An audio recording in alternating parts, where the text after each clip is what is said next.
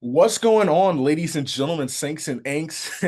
Welcome to Lactic Acid. I'm your host, Dominique Smith. Today is a very special episode. This is a part of our series, marathon series called Charles Talk Chasing the Dream, where we kind of dive in, getting a chance to know some of the runners who will take the line in Orlando with the chance to make the team. But today is a twist because we have literal greatness. We have the original baller, shot caller, playmaker, dream chaser, dream crusher back in the day. The only person she could be compared to is the queen of Genovia, because that's all she was doing when she dominated the track and field. I'm sorry, the marathon scene. Let me put some respect on it because we have the legend that dwells within, Miss Deena Kastor. Deena, what's going on? I appreciate you coming on the show. Hi, what a generous introduction. Thank you. I almost said no because I was like, there is no way we can predict this marathon coming up. It is going to be a showstopper every kilometer that ticks on. I am so excited. I just want everybody to know that if we get the predictions wrong, it is the influence of wine. Because it's not. We love everybody that's running. We hope that the good Lord blesses you, but it's wine o'clock here on this Thursday night out in California and definitely here in Orlando, where I'm from. So Deena is a legend for so many things. I was telling somebody, we were talking about it, we had an in-depth conversation. Y'all need to thank God that super shoes were not invented when she was running, because sister would have popped a 208 and would have changed the game. Dana would have got the third spot for the men. Like, that's how legendary she would have secured that third spot. But while we don't have super shoes, we have Wonder Bread. So, uh, mine is underwhelming. It's with a twist. There was an accident with the wine. So I got this peach propel because I'm just gonna assume that it's Chardonnay. So that's what we're rolling with. Miss Deena, what do you have? The mind is a powerful thing, so you could turn that into wine just with your thinking. We've had a lot of conversations in the past about the power of these 8 inches above our shoulders. So I believe you can do it. Turn that propel into wine. So I've got my white wine right here because we haven't eaten dinner yet. But alongside of it, I want to show. I'm taking this, and I hope it doesn't spill on my prediction page because that would be catastrophic. You saw how messy my predictions page is. Look at how cool this plate is that Oh I'm my serving it goodness. on. I really love Halloween. And so these were Halloween plates, and I couldn't bear to put them back under the house because they make me so happy. So I've got this skull wearing this beautiful, like vintage hat and some gothic writing behind it. But I have my castor oil on the side, which is honey and balsamic vinegar and olive oil from Paso Robles, California, which is not only great wine country, but also great olive oil country. Some chili flakes and some rosemary and a French bread that I would have made if I had time today. I didn't make it. I went to the bakery and I got some. So it's French bread from the bakery that I can dip into the castor oil, which also makes a very nice marinade for meats and vegetables before you roast them. But that's what I've got here to indulge in while we get crazy and try to predict this Olympic trials marathon. You know, that could have and should have been an NIL deal. Um, I'm not, we have to take the original bottle of castor oil and then put that in there and put your face on it and set somebody free. There is somebody who does not know how to season food that needs that is amazing. You told me about it a while back and I cried because I never like I was like this is honestly, and then the plate, from everything people tell me about the marathon, is pretty much an accurate depiction of how you feel when you after you run it. So it kind of is festive, like 'tis the season. Deena went above and beyond, and listen, you shouldn't make it. When you are the GOAT, you have people make things for you. So I'm totally fine with that. I decided to do something a little weird. Um, I should Greater Harvest Orlando Bakery. I love you guys. It's in downtown Orlando, so if you are people who are, spectating, you'll definitely be sure to check them out. Big time. They have a bunch of different breads. Um, but I was in Publix and they had these Red Lobster Cheddar Bay biscuits frozen, and so that's what we have here. And I melted some Kerrygold butter. It is the best butter, most expensive butter known to man. But if you have not had Kerrygold butter, while the blood is still running warm in your veins, you need to get a pack and thank me later. Oh, Kerrygold, yes. if you're listening to this sponsor, Deena and I, we need that. We need that because that butter is not cheap. Um, Hands down, the only butter that anybody should have in their refrigerator. No doubt yes. about it. It is a game changer in baking and cooking. It is a flavor enhancer. It is so delicious. I feel like during the holidays, I bought our local grocery store out of Kerrygold butter twice, 2 times. I bought all of it because I was so scared to go without it because I feel like any dish would have been ruined if Kerrygold butter wasn't a part of it. Good call. I just took a bite because in Yeah, you had the to. so pretty much in they give you a seasoning packet with the garlic seasoning and everything. If you have to try this with Red Lobster's cheddar bay biscuits and Kerrygold butter. Oh my gosh, I'm not kidding. If I'm ever dehydrated and somebody sees me and I have to go to the hospital, tell them to go melt some butter and put that in my veins. Like that is what I need. Wow. And while they're at it, they should massage it into your skin. Get you Yes. all, yeah, absolutely. I'm all for As, that. Instead of CBD oil, listen, let's Yeah. do that. Let's put that in some goo and some honey stinger. Like let's listen. We have so many ideas that I hope somebody's listening so we can get Yeah. paid for it. Yeah, because isn't maple like some people make their own goos with like maple syrup. We're using Goob, it's a brand, but like an energy packet, is that what would say, is that how we would speak generally about that surge of nutrition that we need, or those essential calories at the end of a marathon? That it could be liquid Kerrygold butter and maple syrup, and making sure the Kerrygold is salted because you need the electrolytes, but salted Kerrygold butter in the gold package because the Mhm. unsalt is in silver.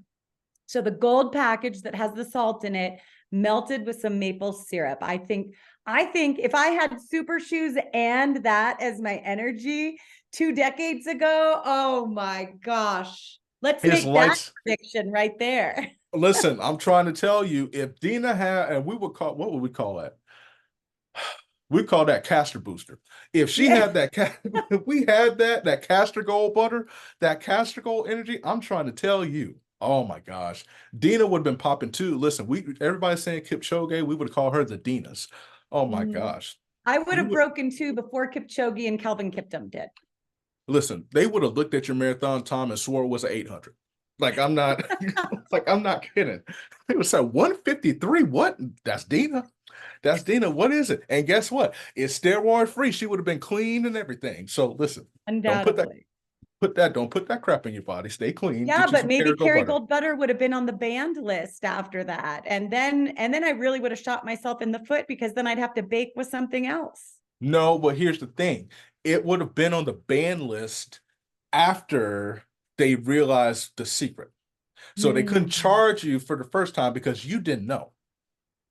I would have retired so early just so I could start baking with Kerrygold butter again.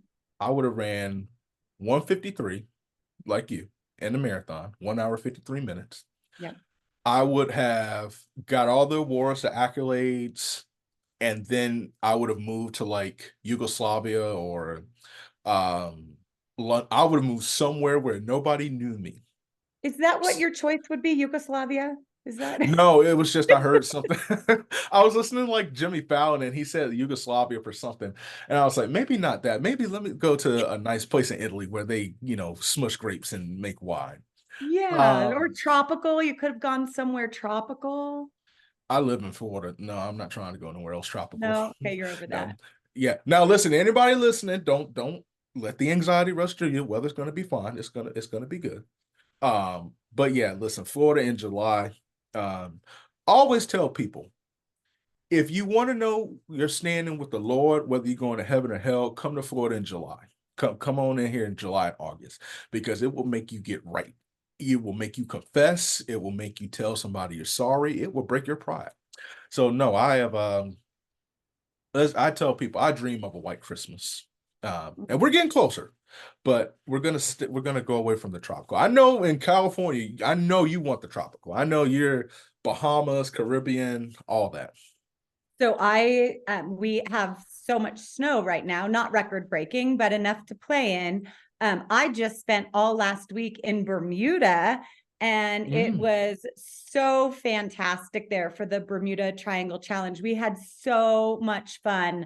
And it's not Caribbean. It's not like as hot as the Caribbean. So it was just like perfect, right? It was just like a little under 70 degrees and sunny and breezy. It was so perfect. It was their winter, so the locals were walking around in jackets, but my daughter and I were in our bikinis, sundresses, whatever, because it was so nice coming from the mountains. So I loved it. And my husband, Andrew, is in Orlando right now Okay. with our Mammoth Track Club team just to prepare for the Olympic trials.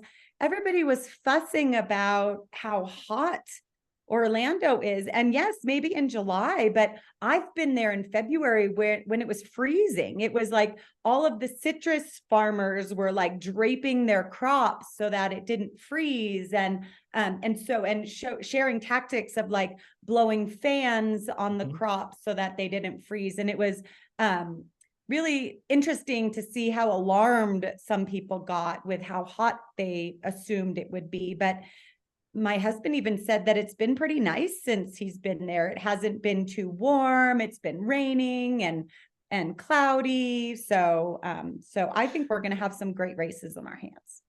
I'm gonna say this, and then we're gonna get to the predictions. Okay. This is true. It's hard for me to say it's about to get cold when I have friends who are up in Minnesota and Colorado, and it's in the negative, and where you are snowing. I try not to go on X, Twitter, whatever, but I went, and one of the local meteorologists issued an iguana warning. So what that means in South Florida, when it gets in the 40s, so it's supposed to be in the 30s over the weekend, you start seeing iguanas falling from trees, and they're not dead, they're frozen. So you see all this green stuff. It's like, what is that? So it's these big old lizards just everywhere. You find them everywhere, on your house, on your car, in the grass, everywhere. So it's iguana season. Um, so I that's have that's a sign. Yeah, go ahead. I have never heard of that. Are you allowed to like take them in and warm them up? Like, would you You bring them can. into your garage or your mud room? I mean, you don't want iguanas running all over the house, especially if you have a terrorizing dog like I do. But I would want to bring them in and warm them up a little, thaw them out, put some leaves out for them to eat. I'll put them in a toilet. Oh my gosh, I don't think that's acceptable. You can, and then just get some tongs to get them out once the ice melts. Maybe that's just my. Don't do that, anybody listening to that. But Yeah, animal activists that are listening to this, he's retracting his statement right now and apologizing. yeah, don't. I'm sorry. Love and peace. Don't don't put the iguanas in the toilet, especially if you accidentally, flush it or something. But no, I mean you can. Um, I am hashtag blessed to live in Orlando, so I don't have to worry about that. I'm gonna send you pictures because every year it's a phenomenon. So there's two times that I love Orlando. It's in October when it turns 68 and people start wearing Uggs, and when it's iguana falling season.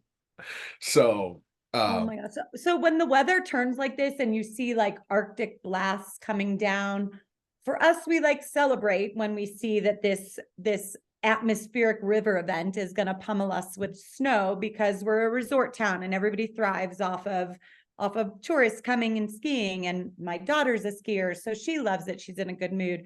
But I worry across the entire country about animals, about people on farms and they don't have barn yeah. space to bring in their animals, or people who make their pets live outside, I'm like, oh my gosh, bring in your animals, like put the cow in the living room, whatever you need to do. I just feel so Yeah. badly for the animals. And I know they have thick hides, but it gets dangerously cold this time of year. And I worry so much. I actually lose sleep over it. We they do a good job here of plant safety and animal safety. Um, when it's really hot, I will say this, in Florida, it's not as much when it's cold. Maybe in North Florida, it gets cold. Um, it's not as much when it's cold that the animals, but when we have stretches of crazy heat, and I've learned this, when dogs are walking down the sidewalk is 140 degrees or whatever the case might be, because the sun is just leaning on it and everything is just heating all of it up. Their paws are attracting that heat. So they're burning. So um unfortunately, some of the elderly can't really do anything. Everybody's kind of suffering because they just can't pick the dogs up. But Yeah. you'll see a lot of people, carry their animals, carry the dogs, carry the cats. Yeah. I have seen some videos of um, the dogs enjoying the snow, just laying out, chilling in the snow. But don't leave them there overnight, Yeah. um, because they deal with different things, like humans, hypothermia, and you definitely don't want frozen animals. I will say this: I feel bad for people in like the low country or just areas that don't have the different resources, because it's just bad for everybody essentially. So Yeah. in this cold season, take your animal and put them inside. Get them And a nice. change the time of your races so it's safe for runners. Yeah, yes. Definitely don't do that. Let's not do that. I was foolish enough. I'm running my first 5K in August. Didn't think that through. I was just so, I don't know, I got hit with the running fever, but I think I need a shot to get it out of me. I love Um, it. So you just have to train earlier in the morning when the humidity and temperature is down. Get out early in the morning. But by getting out in the morning, you'll get this sense of satisfaction and accomplishment that's going to superpower your entire day. So it's worth getting up a little extra early to get that in. I think you'll be amazed at how the goodness of doing that really empowers you. And so I can't wait to hear about that journey. Where is the 5K? it is in downtown Orlando. Um, So it's one of Track Shack's. They have a bunch of events, so it's a celebration of like Track Shack, and they have a big 5K every year. So I have a coach, and shout out to Tori Parkinson, who's actually running in the marathon trials. Oh, Um, awesome. and yeah, I think she said base training starts soon. So I just cannot wait for me just crying at the start line and um just kind of balling out. But no, I'm gonna take your advice. I'm going to get up early in the morning. I'm gonna go run, and according to the legend that is Deena Kastor, apparently I'm gonna have a great day. Yeah. Not just one great day. Every day you get out in the morning and accomplish that run, whether it's a recovery run or a more focused run where you're focused on pace or endurance, it is going to uplift you in so many surprising ways. I can't wait for you. Oh, beautiful. You know who else is gonna have a great day? Who? The 300 people who are going to be competing at the marathon trials on February 3rd. Yeah. Um, well, I hope everybody has fun. That's the Six people are going to have a really good day. yeah, 6 people are gonna cry tears of joy. There's a song, because I was thinking like, what describes the trials, the marathon trials, the Olympic trials? There's a song by Frankie Beverly and Maze, and the song says joy and pain, like sunshine and rain.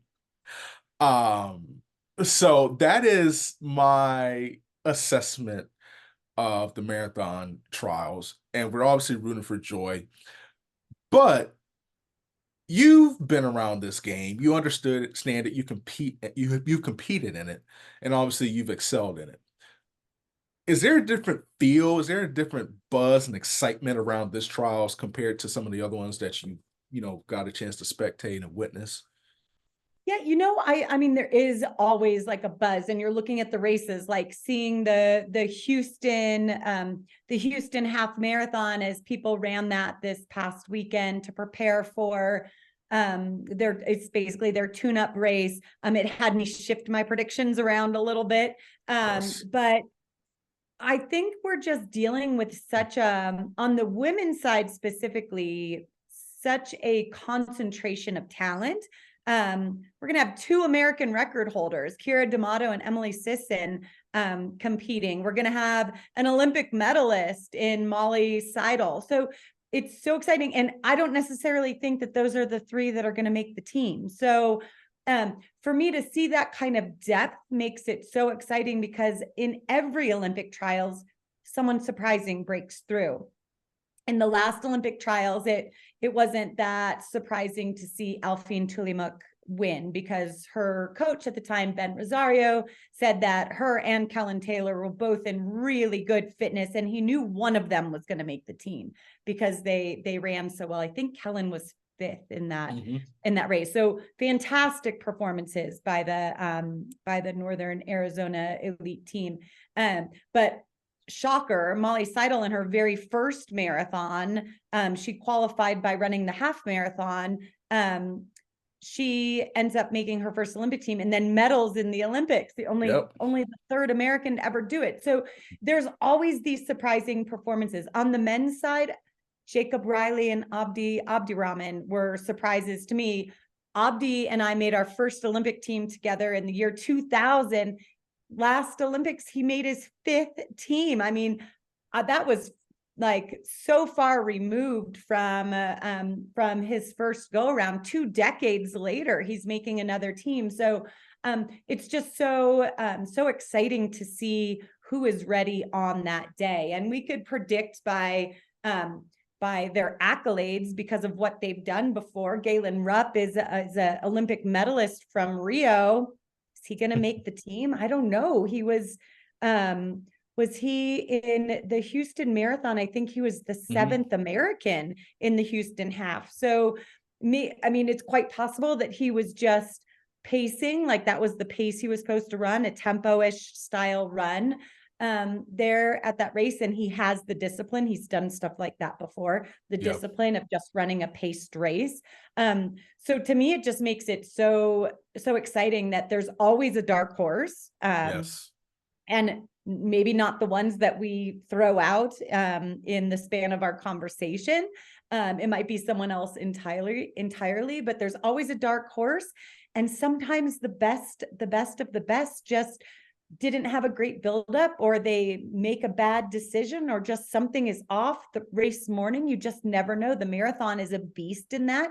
Some people could have a great buildup. I think it was Connor Mans who was a little injured, battling a little injury in December, but he's now back to doing workouts that he was doing before the Chicago Marathon when he qualified for hit that Olympic standard last fall. So obviously he got that behind him and got right focused. So it is just, on the men's and women's side, both really, really exciting races. And I've run the gamut of the experience, right? From winning the Olympic trials to getting beat by Colleen DeRook in the Olympic trials, to seeing my very good friend Jen Rines ranked 32nd in the field, and she made the team to go to Athens. So for anybody listening that might not think that they stand a chance, wipe that doubt aside, because if Jen Rines could be ranked 32nd in the field and just nail it on that day, make good choice after good choice, and get in your fluids and run the tangents, your wildest dreams can come true. And you could have that American flag draped around your neck and booking your ticket to the Olympic Games. And I am fortunate enough to be in Paris to cheer that team on, whoever those 6 might be. Ooh, we're gonna have to start calling you Pastor Castor because that end was just that was a message for somebody. Ooh, that is how we're leading in with the show. I love that. And you're so right because that's what makes predictions so hard, but that's what makes sports so great. You see it in basketball every year. Last year, for example, Florida Atlantic went all the way to the Final Four. San Diego State, if I'm not mistaken, no, they didn't make it to the championship. They lost. I don't know. Yeah, I think they did make it to the NCAA final or whatever. You just don't know. Um, it is going to be a fast course. I can tell you that off the back of, my head. Just living here for 29 years, I understand. I already know that it's going to be fast. But that doesn't mean everybody's going to run fast. That doesn't mean you're guaranteed a PR because, in my opinion, it's just make the team. Make the team, make the team. If you got the qualifying spot, you've done half the battle. The other half, as far as the time goes, make the team. And I feel like we'll start with the men because the women, that is the hardest thing. I know I hate math, but I know what people who take calculus feels like because that trying to choose that team is just freaking hard. Yeah. Um, And with the Go ahead. the men has another complication in that there's only 2 spots that have been unlocked for the men's side, thanks to Connor and Clayton running the time standard at the Chicago Marathon in 2023. So I think the men's race is going to play out a little differently. It's going to be a little more honest because someone wants to unlock that 3rd spot, right? Yeah. Yeah. It's tough too because maybe listen from my vantage point. So Connor Mance and I'm brain farting. Clayton Young. Yeah. They did the hard work. They got the top 2. They got 2 spots. And then obviously, it came out that whoever gets 3rd can chase, that qualifying time to get the 3rd spot. The men, Houston did throw a wrench in things, but at the same time, there's so many unique storylines when it comes to the men's race because Clayton and Connor, they have to show up, and I think they'll be ready. I really do. But then you have the Galen Rupps, you have, Sam, and you have, so many different athletes who you might not have. It's one or two things. They're right at the door, but they're not quite in, or it's just a crapshoot. And so for me, I guess I should give my prediction. Do Okay. it. I'm going to be brave. I can do this. It is so Um, hard because we're weighing time, the fastest in the field against those with really great experience. yes. Yeah. Hit it. Suck it to me. I think Clayton Young wins. Wow. Okay. I think Connor Mance comes in second. This may be a weird one for you, but I'm going to stick to it. I think this is the year for brother Scott Fauble. Wow. I think he takes that 3rd spot. Really? He's been knocking on the door, right? It's So time, but I feel like it's now or never. Because here's the thing. right. This is the year. This is what's unique about this trials. You're knocking on the door, but here's the unique thing about the door. As Fraser Crane said, it is askew. You have to watch that show to understand the meaning. But it is askew, meaning it is slightly open. You can put your hand in it. You can see it. You have to move in there. And I feel like this is the prime opportunity for Scott Fauble. There's honest to God's truth. I think first 2 that I named, they're concrete. But I mean, there's other guys like CJ Albertson is not human. The fact that he's running Boston, um, I wish I had his endurance in just life, Yeah. to endure things.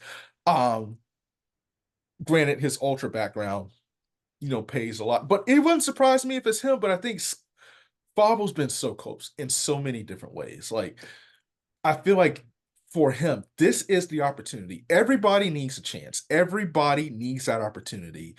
This is the year to do it. And I not only think he's going to make the team, I think he gets the standard. Oh my gosh, that's amazing. And it would be so good for him. And you're right, Yes. that driver of him showing up in Orlando saying, this has to be everything I've got because this is my last chance to do this. Yep. Unless of course you look at someone like Obden, you're like, oh, I might be able to make it in 4 years time if I stick with it. But yeah, that's great. Scott has been at this for a long time and he's always like right there, right? In the Yeah. Boston Marathon and trials. So that would be well deserved because he has continued to knock on that door. And so that's great. He was not on my pick. I kind of I I had to pray about this. I had to say, Lord, help a brother. Now, just because I prayed, don't mean you making the team. So let's just take that out the equation. You still, that's just my conviction. I don't know. I think a guy like him, and I'll be honest, Miss Deena, I had to look at other sports and Yeah. look at things that have recently happened and just see how the game is played Mm, and just take the mental side of it and bring it in here. The team that I was thinking about, and it's going to make sense in a minute, was Villanova, the Villanova Wildcats. Villanova was, they had the talent, but they were a second round team. That's the team that will get upset or win one game and then lose and not make it to the Sweet 16. But then there was an opportunity with that group, and Jay Wright and Villanova took advantage of the opportunity and they maximize on that potential. And I feel for the men and the women, yeah.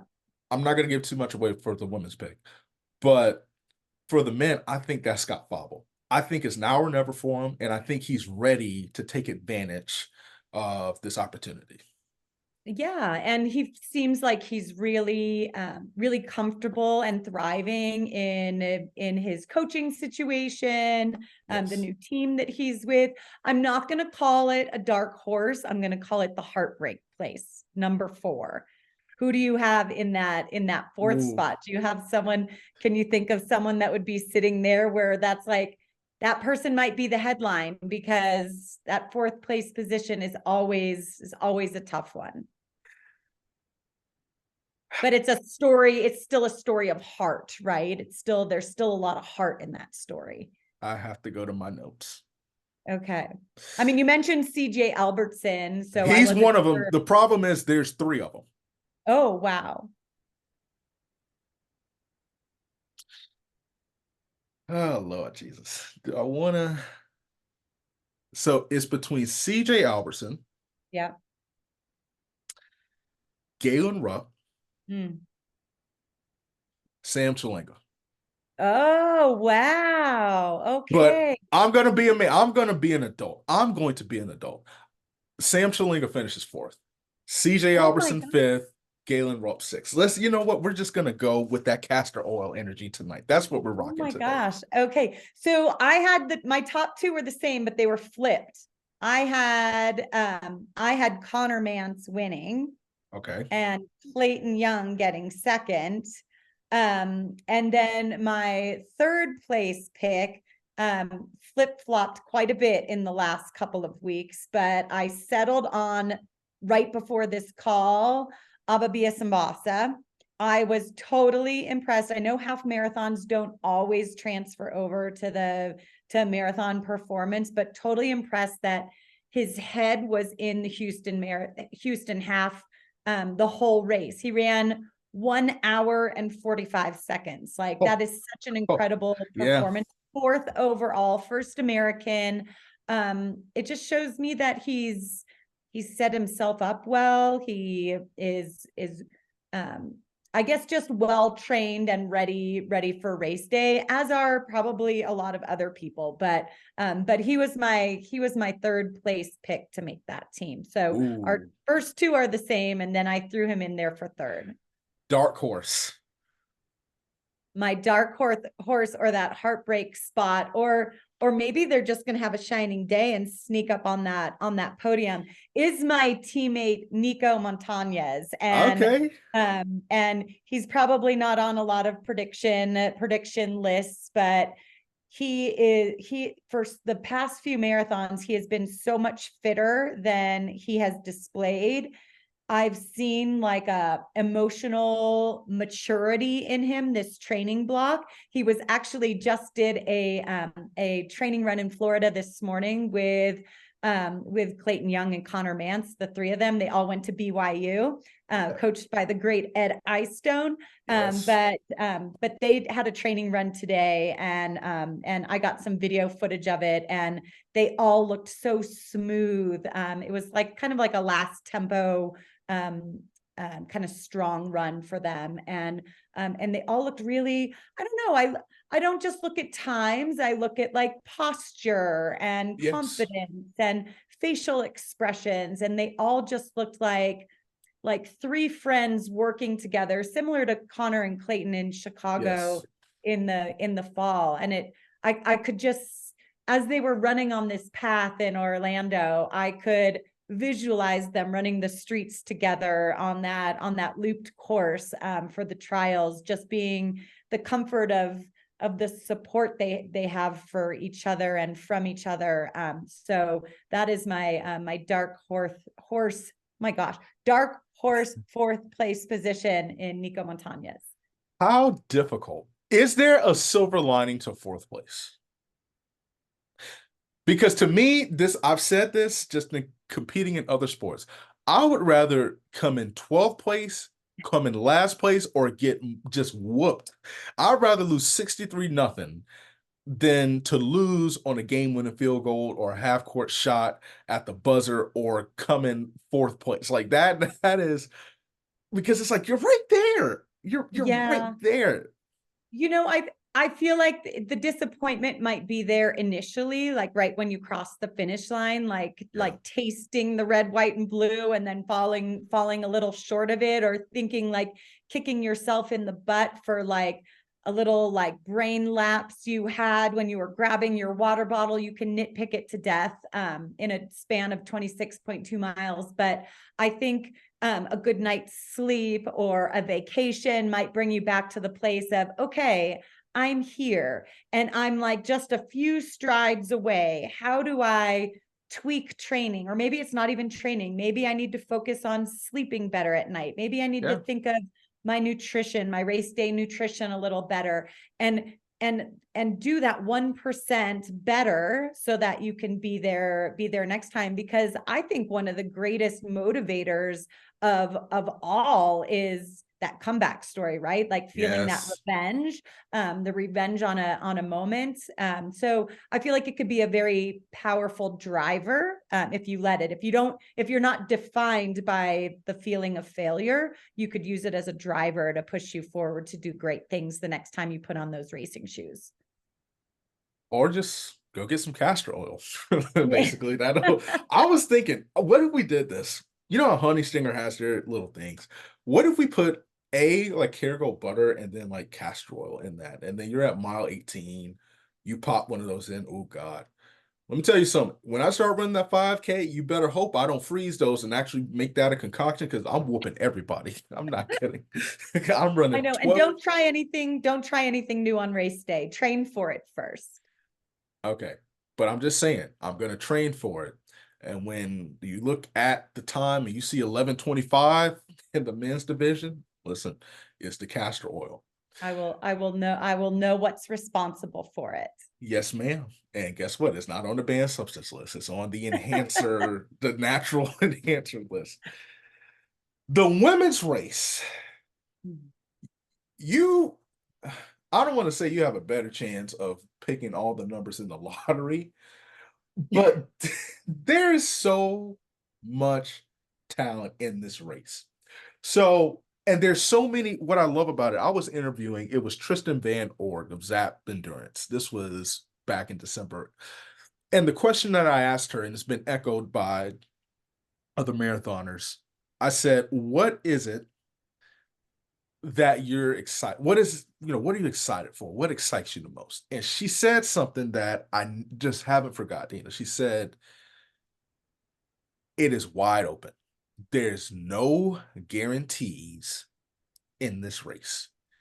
I felt that to my bone. I did, and she's not the only one, because there's a confidence that you don't know who I am, but on February 3rd, I'm going to showcase what I got. I want to say my heart goes out to Emma Bates. Yeah. Um, I hated that. Hated that. Yeah. Um, Because she would have been on because our list, both of our lists, she right? was, yes, she Yeah. was on the list.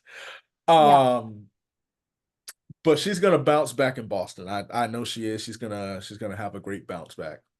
Yeah, because she Now, already said that she was back to training and the injury was behind her. She just didn't have time correct. to be ready for February. So April's a little more doable. Feasible, yeah. I gotta give a quick shout out to somebody who is running in the marathon trials.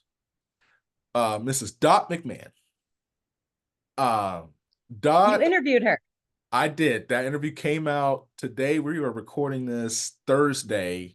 This will be out next week. So last week, technically, I got a chance to interview her in a story. I did write a story on Dot as well. And I have to say, she's awesome. 47 years old, popping 230, whatever it is she ran. I forgot the number off the back of my head, but I just had to give her a shout out. I think it's awesome that she's still balling out. And Dot, I hope you get a chance to go bowling.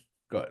I love that you interviewed her because I adore her. She was my roommate at the World Championships in Moscow.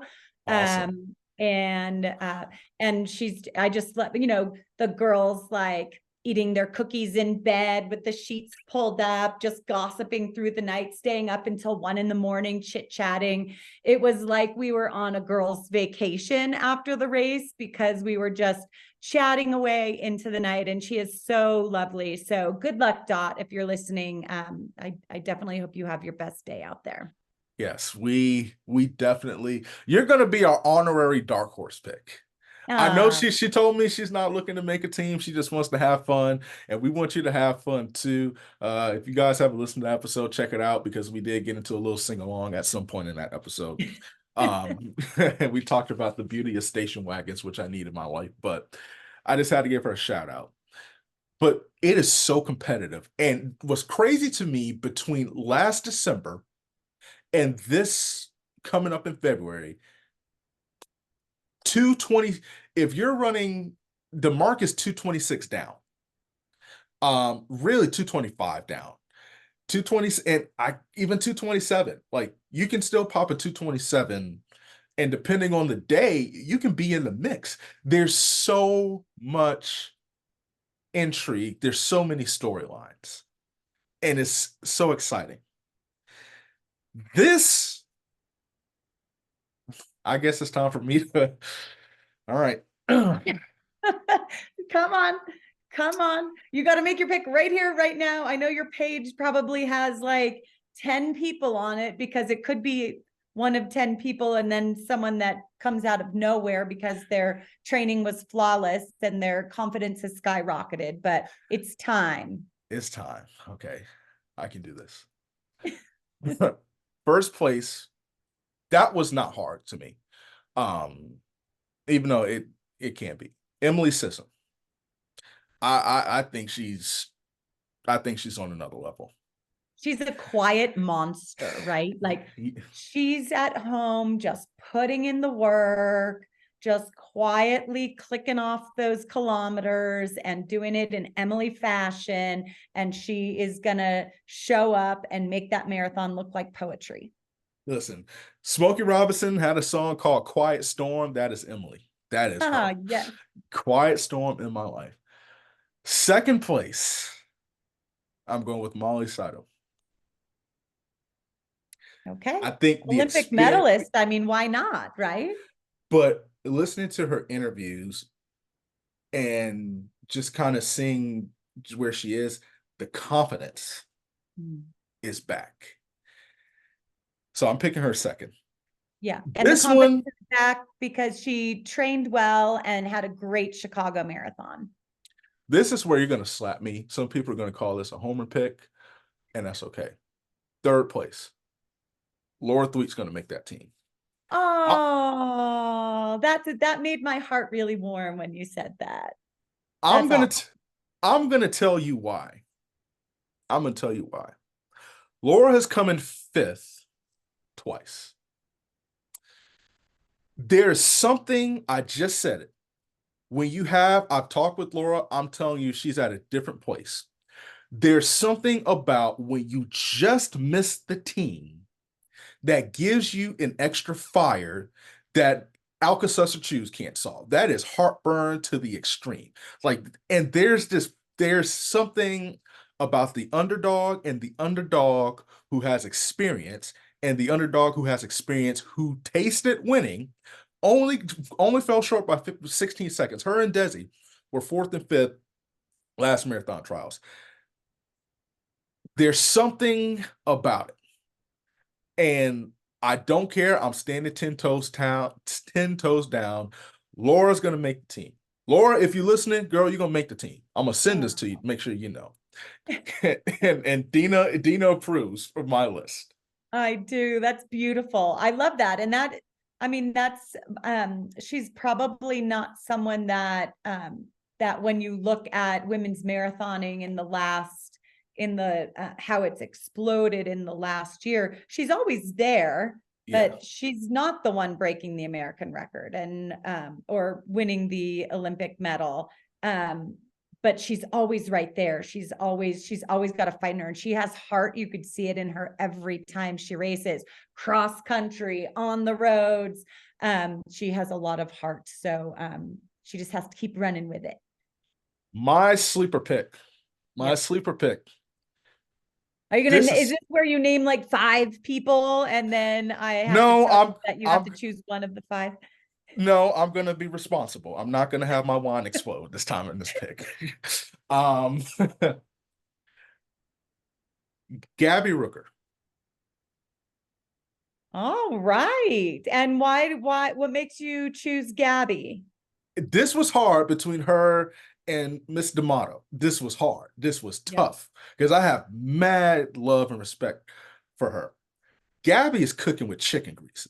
She is cooking with fish grease in July. She's the hot hand right now. She is. Every marathon she's run, she improved like 30 minutes Yeah. or something crazy like that from the first marathon to this marathon coming up 224. She is cooking, she's learning more, and she has confidence. And there's something about I've gotten a chance to talk with people who do not just do this for a living. Gabby, shout out to you. You just signed with Nike. People who have a job outside of running, that's a different level of toughness Yeah. that you need when you are in the trenches of a race. That is a different level of toughness. And that's not to say that no one else has it, but I'm riding the hot hand. And right now in the women's marathon, in my opinion, she's the hot hand. So Yeah. Gabby comes in fourth, Kara comes in fifth. I can support that because she has such great momentum coming into this race and thinking like, I'm going to make that momentum work for me here and now for this chance to represent my country. And so, Exactly. so why not? Why not me? Right? Why not me in this moment to rise to the occasion again Again. in a sport that she's really mastering quickly, right? I feel like she's doing such a good job and not really it doesn't seem like she's letting it affect her. She still just wants to learn more. It seems like she's still like open to it. Like, okay, I haven't gotten this down yet. I'm still learning and discovering my talents here.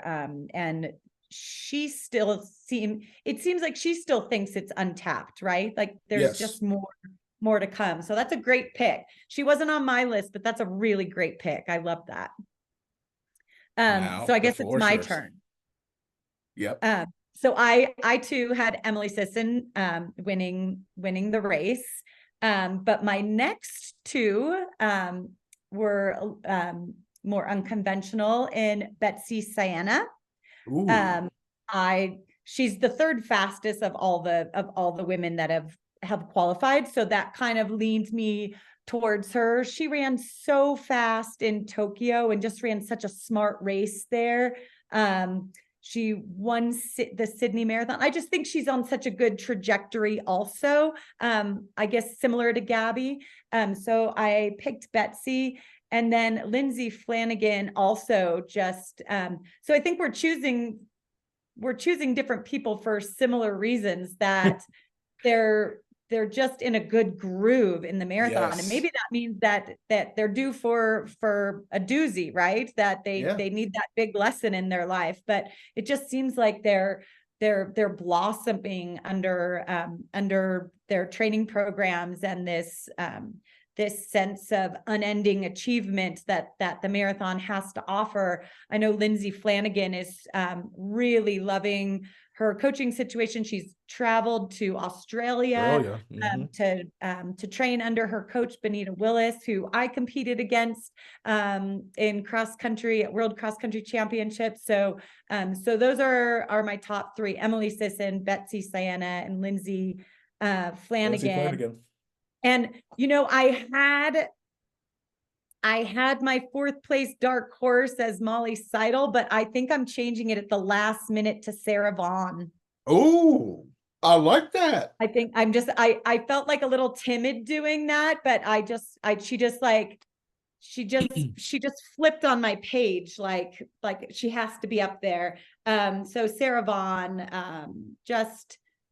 just really, again, just has been in this sport for so long, but she's just continuing to improve and find her groove in the marathon at a later age. And I feel that's really admirable. I can't believe I don't have Kira D'Amato on this list, or Alphine, our past champion. Alphine's been doing so well. She ran really well at the New York City Marathon in the fall, off of a very short buildup. So I feel like she could be up in there, but I'm sticking to my list. I'm sticking to Emily Sisson, Betsy, and Lindsay as my top three, and Sarah Vaughn as my fourth place dark horse. And none of our picks are an indictment against the field that is competing. It just shows the insane depth that is in this marathon. So those are our picks. We're sticking to Look it. at my paper. I'm just letting you see my pages of like notes, and like I have people crossed off, and then arrows going up, and then arrows going down, and then completely crossed. It's not an easy prediction because no, fields are so talented in so many ways, and it's going to be a mind-blowing morning, and anybody who cannot make it to the streets of Orlando have to be tuning in on NBC. They'll be airing it live, because this is a race that you do not want to miss. The pride that is on the line. People, I mean, you even said with Gabby that people are representing not just their sponsors, but their workplace, their communities, their families, their churches, their states. And you could see that weight on them when they're out there, which is why some people think of it as a hand on their back, pushing them to that finish line and a wave of support. And some people might feel a little burdened by having to carry the weight of representing so much in their lives. But it is, I know that the commentators will tell the great stories behind the athletes that are towing the line in Orlando. It is going to be quite a show. I am so excited. Listen, speaking of athletes and their stories, Orlando2024trials.com. Go ahead and click on that as it's the official site for that. You can find some articles written by myself on a few athletes, as well as some other journalists, as well as athlete bios. And that's also where you can find all the news, updates on everything going on around the trials. The Queen has graced the show. Let's say we do it again, headed into Paris, and everything like that. We'll So do much this. fun. It's always great talking with you. And to any athletes that are tuning in and listening, dream large. Like, like the sky is the limit. The chance is yours to grab if you want it. And it's worth laying it all out on the line, because if you give your best, no matter the place that day, it is a race you can be super proud of. So give it your all. And when it starts to hurt physically, go to that headspace up there and make it your best day in your head and get the most out of this experience, because it's going to be awesome. Listen, the GOAT has spoken, and everybody, thank God that she didn't have a shoe that could have been used to whip your behind on the marathon course. Until next time, love, peace, and chicken grease. We'll catch you guys later.